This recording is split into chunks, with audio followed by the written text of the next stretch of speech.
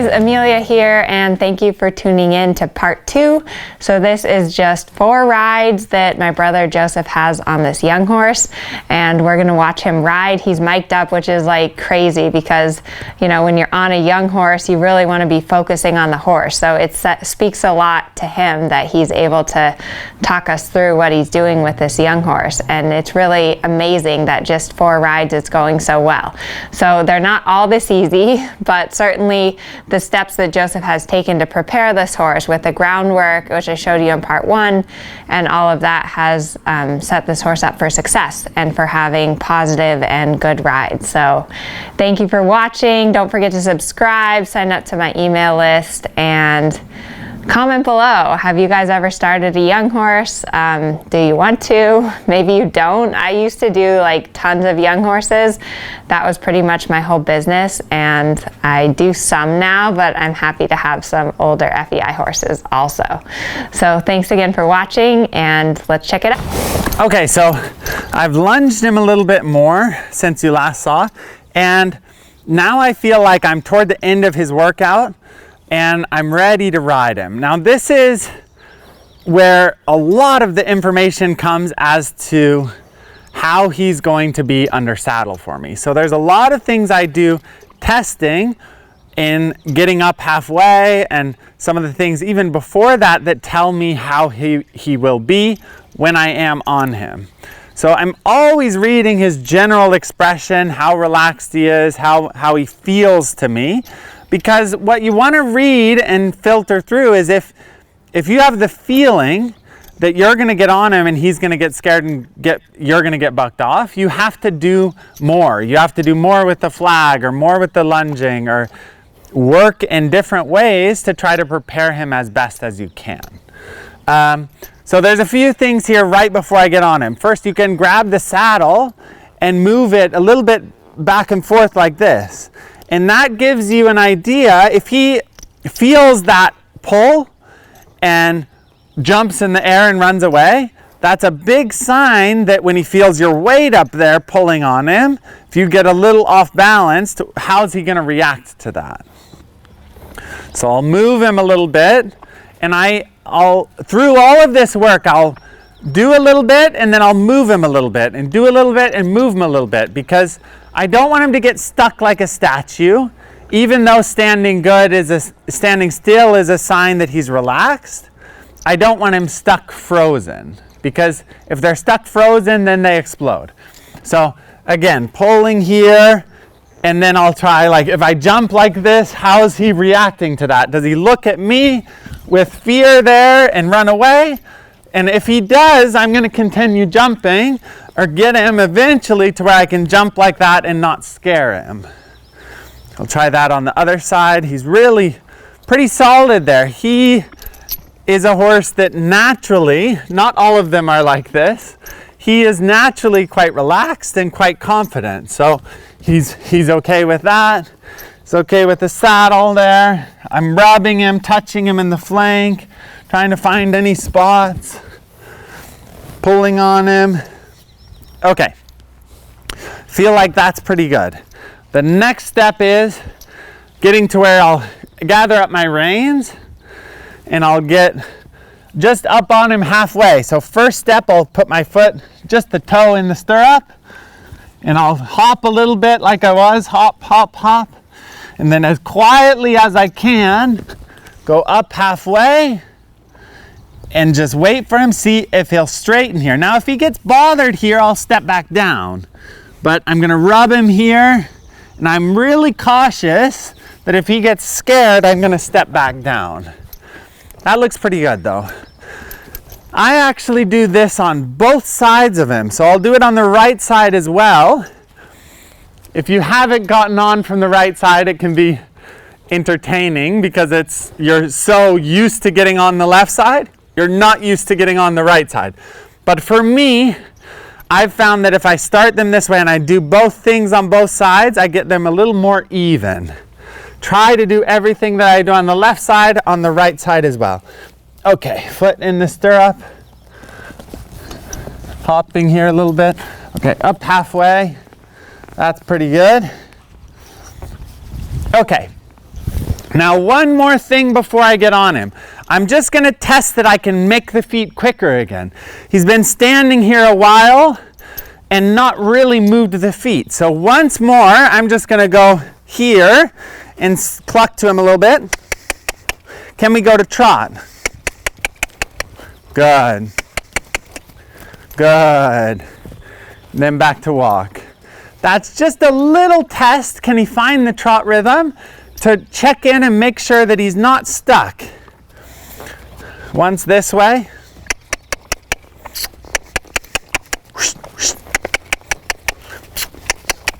Good. Good. Good boy. Okay, and then you have that kind of moment of truth, that feeling of once you swing your leg over, you're kind of committed to riding them. And so, of course, you can get back off, but you want to try to be quiet with your riding, be really passive, be steady so you don't scare them, and try to have it be a very productive ride. Okay, up halfway. Be careful your foot doesn't touch them as you swing over. Sit really quiet. Feel of him here. Good. Sit quiet. Okay, then I'll use my body a little bit here. Try to get him to go. So when they are green like this, they don't know anything. So I'll shift my weight a little bit. Good, until he moves just like that, and then I'll stop. Don't have to get him to walk yet. Good, then he walks, then I'll sit quiet. Good. Okay, once more. Good, and then back to walk. Just that little moment, I'll just repeat that. So you shift my body weight, do a little more, get him to go, then back to halt. As he goes, I sit very passive. There we go. Good. Good. There he's more free. There he's more free. Good. And back to halt. Just take the energy out. Don't pull on him. Good. Okay, now we'll try to get him to trot. Use a little bit my body shifting back and forth. I sit kind of deep, my pelvis under, shoulders maybe a little bit rounder than I would want if I were in a dressage test, but just so I can be prepared if he jumps around. Okay, then going to trot.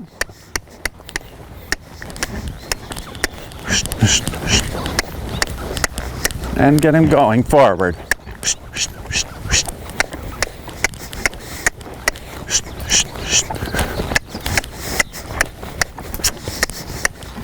Try to balance this frame that he doesn't come too low.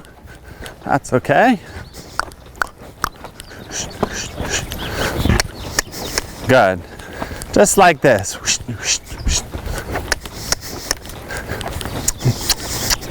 Good. Now I'll try the canter.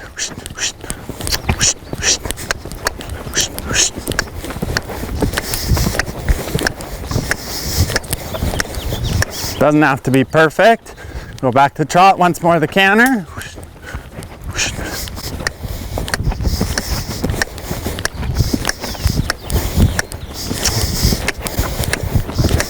Good, back to trot. Forward and trot. Connected on the bit. Good, back to walk. Oh. Good, okay, now here, I'll bend him a little bit, all the way around. Good, and be really slow with my hand. Rub him on the forehead, that he gets where I can bend him around. And you can see me up above him. Good. Then I'll go around to the right. Good boy. Okay, and then same thing to the right, then it can be done. Go trotting. Good. Just like this. Steady. Balance the frame. Good, like this. There, he gets a little scared, but I just go with him. It's really important with the young horses, you go with them. Steady on the bit. Thinking about my dressage right away from the beginning. Steady, connected on the bit. Good, and cantering.